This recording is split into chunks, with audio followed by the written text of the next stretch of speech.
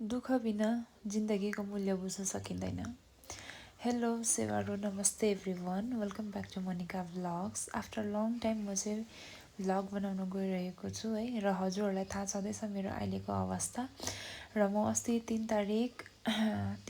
3 महिना है मार्चमै म एक्सिडेन्ट भएको र 3 तारिक हिजो चाहिँ 3 तारिक चाहिँ म एक्सिडेन्ट भएको पनि 1 मन्थ कम्प्लिट भयो है।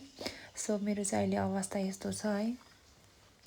सो म चाहिँ यो भ्लग चाहिँ भोलि पर्सि पनि हेर्छु है। मैले चाहिँ यो मेरो कठिनको दिनहरू मैले कसरी काटिरहेको छु, कसरी बिताइरहेको छु भनेर चाहिँ म यस भ्लगमा नै कैद गरेर राख्न चाहन्छु है। ताकि म भोलि पर्सि हेर्दा मैले यस्तो मुस्किल दिनहरू पनि काटेको हो भनेर मलाई याद होस् भनेर। सो म चाहिँ अहिले रेस्ट गरिरहेको छु है। 1 मन्थ चाहिँ कम्प्लिट भयो र अझै 5 मन्थ छ। मलाई चाहिँ डक्टरले चाहिँ 6 मन्थ चाहिँ कम्प्लिट बेड रेस्ट गर्नु भनेको छ है। खुट्टामा स्टिल लागेको छ नि त। र मेरो चाहिँ तिनवटा हड्डी फ्र्याक्चर भएको, अन्त एउटा चाहिँ भाँचिएको हो नि त एउटै खुट्टामा र राइट लेगमा। सो अहिले अवस्था यस्तो छ है। तर अस्तिको भन्दा चाहिँ म धेरै रिकभर हुँदैछु। त्यो मैले आफूलाई नै मलाई पनि त्यस्तो फिल हुन्छ है, म रिकभर हुँदैछु भन्ने हुन्छ। मलाई चाहिँ अस्ति हस्पिटलबाट आउँदा 3 दिन चाहिँ एकदमै निद्रा लाग्नु चाहिँ साह्रो पऱ्यो, सुत्नु साह्रो पऱ्यो है खुट्टा दुखेर। अनि अहिले चाहिँ बानी पनि भएछ यो खुट्टा पोलिरहने, दुखिरहने, आफै उफ्रिरहनेहरू। अनि म चाहिँ बिहान उठेर उठ्छु, बजूले पानी दिनुहुन्छ, पानी पिउँछु, चिया पिउँछु। अन्त बाहिर बसेर चाहिँ मलाई बाहिर बाल्कनीमा लान्छ तान्दै हो। हजुरहरूले देखिसक्नुभयो अगाडिको भिडियोमा।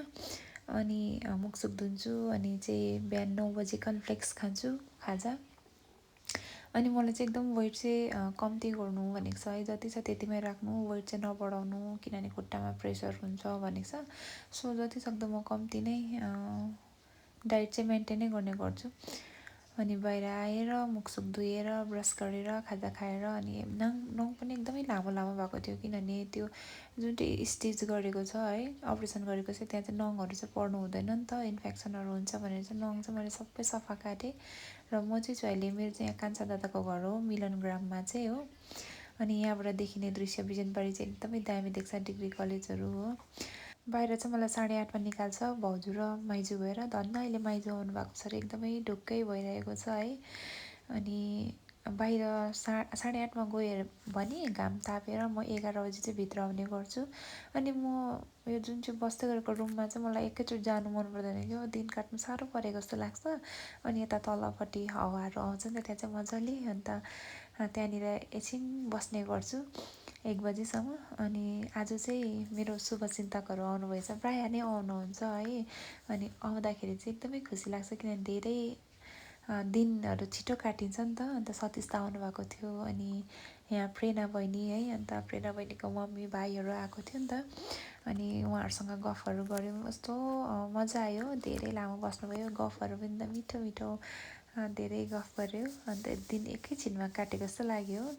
अनि खाना खाइसकेपछि त दबाई त खानु पऱ्यो होइन। अनि यति बेला चाहिँ बहिनी है, अनि बहिनीको मम्मीहरू चाहिँ यति बेला जाने तर्खरमा है। अनि म पनि भित्र आएँ मेरो रुममा। अन्त पानी हेर्नु न, वेदर चाहिँ एकैछिनमा चेन्ज भयो क्या। घरि पानी पर्ने, घरि घाम लाग्ने जस्तो भयो क्या आज चाहिँ। सो गाइस, मैले चाहिँ फ्लिपकार्टबाट जामा अर्डर गरेको थिएँ नि त। अन्त किनभने म चाहिँ प्रायः जामा नै लगाउनुपर्छ नि त अहिले, किनभने अप्ठ्यारो हुन्छ मलाई हाफ प्यान्ट बेस्टहरू लगाउनु, सुरुवालहरू लगाउनु। सो जामा नै लगाउने गर्छु। मैले चाहिँ मेरो खुट्टाको एक्सर्साइज चाहिँ 3 पल्ट गर्नुपर्ने हुन्छ। बिहान हो, बिहान बाहिर गएर माइजूले बिहान गरिदिनुहुन्छ एक्सर्साइज। अनि आफ्टरनुन आज चाहिँ भाउजूले गरिदिनु भयो।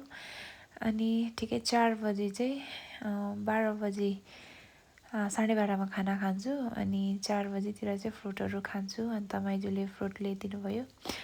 अनि यस्तो साह्रो घाम लाग्यो, घरि पानी पर्ने भएर चाहिँ भाउजू अलस तलस भएर सुतिरहेछ हो। अनि सबैजना भएर हामीले वाटरमेलन खायौँ। अनि एकदम म चाहिँ अब यो टाइम चाहिँ वेस्ट नहोस् भनेर चाहिँ म नयाँ नयाँ कुराहरू सिक्दैछु। अन्त मैले क्रुसेट गएँ फाइनली आज चाहिँ मैले बुनेँ सनफ्लावर। अनि फेरि रात परिहाल्यो गाइज हो। अन्त माइजूले एक्सर्साइज गरिदिनु हुँदैछ। अन्त अहिले 7हरू बजेको थियो, 7 झन्डै म 1 घन्टै गर्छु एक्सर्साइज चाहिँ। अन्त हेर्नु न हाम्रो नेन्सी एक्सर्साइज गर्दा नगर्दा भाउजूले मलाई मेरो बेलुकाको डिनर पनि ल्याइदिनु भयो ओट्स है।